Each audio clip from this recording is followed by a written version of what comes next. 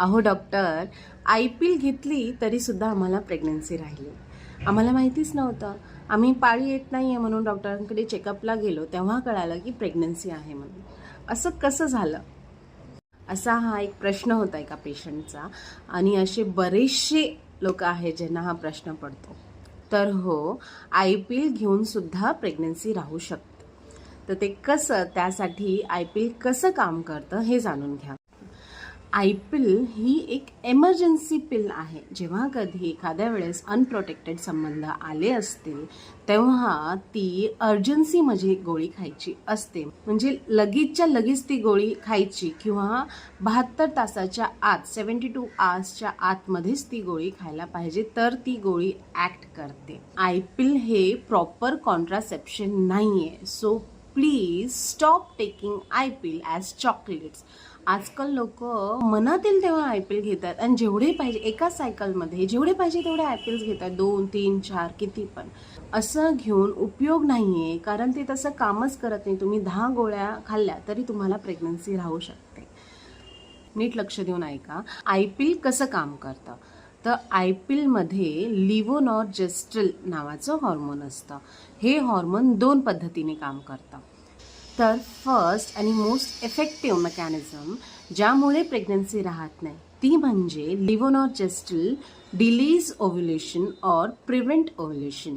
म्हणजेच लिव्होनॉर्जेस्ट्रल IPL हे अंड फुटायला लांबवतं किंवा अंड फुटूनच देत नाही. मधून जर अंडे बाहेर आलेच नाही, अंड फुटलंच नाही, तर तेव्हा जरी स्पर्म्स तेव्हा आलेत म्हणजे तेव्हा संबंध ठेवले गेले तर फर्टिलायझेशन होणारच नाही, म्हणजे ते अंड बाळामध्ये रूपांतर त्याचं होणार नाही. तर अशा पद्धतीने ते काम करतं. तर आता ह्यामध्ये जर तुमचं ओव्ह्युलेशन म्हणजे अंड हे आधीच फुटलेलं असेल आणि त्यानंतर तुमचे संबंध आले असतील आणि त्यानंतर तुम्ही जर IPL घेत असेल तर IPL कामच करणार नाही, कारण अंड ऑलरेडी फुटलेलं आहे. आणि IPLचं काम काय की अंड फुटून न देणं. मग जर ऑलरेडी अंड फुटलं असेल, तुम्ही कितीही IPL खाल्ल्या, 10-12 कितीही IPL खाल्ल्या तरी ते कामच करणार नाही, ते 0 असतं. म्हणून प्रेग्नन्सी राहू शकते. आता ओव्ह्युलेशन हे जर तुमची 28 दिवसांची सायकल असेल, पाळीची सायकल असेल, तर 14व्या दिवशी ओव्ह्युलेशन होतं. म्हणजे 12 ते 15-16 ह्या दरम्यान तुमचं ओव्ह्युलेशन होऊ शकतं. सो ते डेट्स लक्षात ठेवणं गरजेचं आहे आणि त्या डेट्समध्ये अनप्रोटेक्टेड संबंध ठेवू नका, म्हणजे तुम्हाला प्रेग्नन्सी राहणार नाही. आता दुसरी पद्धत काय आहे तर लिव्होनॉर्जेस्ट्रल काय करतं, प्रिव्हेंट इम्प्लांटेशन. म्हणजे जरी अंड रिलीज झालं असेल आणि फर्टिलायझेशन जरी झालं असेल तर गर्भाशयामध्ये जेव्हा इम्प्लांटेशन होतं तेव्हाच प्रेग्नन्सी होते. म्हणजे जे अंड स्पर्म एकत्र होऊन जे फर्टिलाइज्ड एग असतं ते गर्भाशयाच्या बेडमध्ये, युट्राईनमध्ये आतमध्ये घुसायला पाहिजे, तेव्हाच ती प्रेग्नन्सी व्यवस्थित राहते. त्याला इम्प्लांटेशन म्हणतात. तर ते इम्प्लांटेशन हे लिव्होनॉर्जेस्ट्रल नाही होऊन देत. पण ही जी मेकॅनिझम आहे ती खूप वीक मेकॅनिझम आहे आणि सेकंडरी मेकॅनिझम आहे. म्हणजे हे इम्प्लांटेशन थांबवणं, लिव्होनॉर्जेस्ट्रल हे पॉवरफुल नसतं, खूप वीक असतं. कधी कधी ते थांबू शकतं, म्हणून तेव्हासुद्धा प्रेग्नन्सी राहू शकते. सो तुम्हाला ओव्हरऑल तुमची ही सायकल लक्षात ठेवणं गरजेचंच आहे.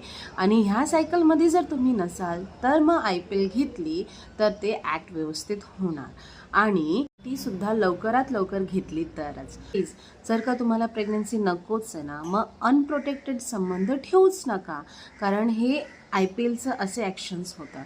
त्यामुळे प्रेग्नन्सी जर राहिली तर पुढे इश्यू सॉल्व्ह करायला मग त्रास होतो. आणि IPLमध्ये साईड इफेक्टसुद्धा असतात. मळमळणे, उलट्या होणे, पोटात दुखणं, डोकं दुखणं, हे सगळे तर बेसिक साईड इफेक्ट्स होतातच. प्लस पिरियड्स इरेग्युलर होणे, हॉर्मोनल इम्बॅलन्स होणे, ह्या सगळ्या गोष्टीसुद्धा भविष्यात होतात.